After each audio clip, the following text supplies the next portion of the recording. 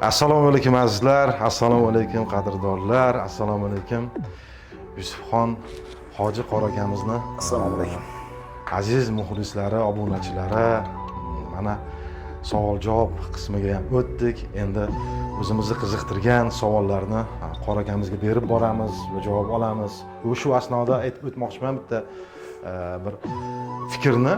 Kimda kim o'zini qiziqtirgan savoli bo'lsa, mana shu videolar tagiga qoldirish mumkin. Biz qora akamizni o'sha qiziqtirgan savollarga javobni olib boramiz. Demak, birinchi qiziqtirgan savolimiz juda ko'p joyda eshitganman.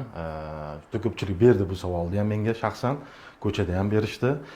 Shu ko'p joyda yuraman qora aka, shu darvozalariga odamlar uyining darvozasiga isir qilib qo'yadi.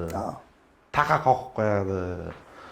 Yana arin uyasini osib qo'yadi yoki savdogarlar arin uyasini olib boradi. Savdam talash bo'lsin. Ha, talash bo'lsin deydi. Shunaqa narsa, yana boshqa narsalar ko'p menimcha. Bo'rini qandaydir tishi. Bular nima o'zi? Mana shu dinda qanaqa qaraladi bular masalalarga? Shu haqida bir ma'lumot bersangiz. Avvalo assalomu alaykum, hurmatli azizlar, qadrdonlarim, men uchun aziz bo'lgan do'stlarim, omonmisizlar? Sovuqlarda charchamayapsizlarmi? Xudo xolasa bu kunlar o'tib ketadi, sovuq kunlar. Yana ko'klam bahorlarga chiqib olamiz, xudo xolasa. Tana sog'lik bo'lsin. Alloh taolo hammamizni aziz qilsin, xor qilmasin, ziyoda qilsin, kam qilmasin, nazaridan qoldirmasin. Juda o'rinli savol berdingiz. Haqiqatan juda hozirgi paytda avj olib ketdi bu narsa. Masalan, har xil irim-sirimlar, kim bo'lsam hech bir Qur'oni Karimda hech bir joyda yozilmagan, aytilmagan, yo Rasululloh sallallohu alayhi vasallamning hadislarini hech bir joyda aytilmagan odamlar o'zlaricha o'ylab topgan narsalar ko'payib ketdi. Buni bid'at deydi. Bid'at degani yangilik degani. Payg'ambarimiz sallallohu alayhi vasallam shu hadislar borki, likulli bid'atun zalalatun va zalalatu fin-nar dedilar. Tarjimasi. Har bir yangilik, o'zicha o'ylab topilgan yangilik zalolatdir. Zalolat degani adashishlik degani. Zalolat esa jahannamdir deganlar payg'ambar sallallohu alayhi vasallam. Shuning uchun bunaqa narsalarga e'tibor bermaslik kerak musulmon odam. Irim-sirimlarga, mana shirk deydi, shirk Allohga shirk keltirish. Alloh taolo hamma gunoh kechar ekan, illo shirk kechmas ekan. Bilasizmi ahvoliga? Shirk ikki xil bo'lar ekan, ikki xil. Shirkul akbar bor, shirkul azg'or bor. Shirkul akbar degani katta shirk. Hali butlarga sig'inadi, xudo deb.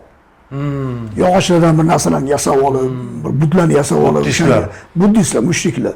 Bular endi katta shirk hisoblanadi. Juda og'ir gunoh bu. Hattoki Alloh taolo Qur'onda bularning mushriklarni innamal mushrikuna najasun dedi. Mushriklarni najasga to'g'ri qilyapti Alloh taolo. Najas bu insondan tushirgan axlat. O'shanga qiyos qilyapti Alloh taolo. Qarang. Mushriklarga qiz berish mumkin emas. Qiz ham olish mumkin emas ulardan. Bu to'g'rida oyat kelgan Qur'onda.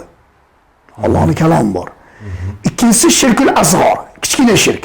Hali aytayotganingiz mana shundan ichiga kiradi. Halinaqa siruvlar, taqa qoqib qo'yish ostonasiga, kim bo'lsa haligi savdodaglar arini uyasini qo'yib qo'yadi, aridek talasini xaridorlar degan bir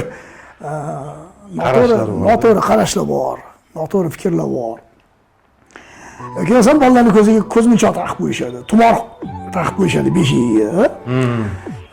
Hali aytganingizdek bo'rini shishlaydi, haligi mashinasini kaltiga ilib oladimi, oynasini, shu mashinasini oynasini laboviga ostirib oladimi, go'yoki o'sha narsa asrarmish. Bu noto'g'ri narsa. Bu ham gunoh kabira hisoblanadi. Gunoh kabira degani katta ulkan gunoh degani.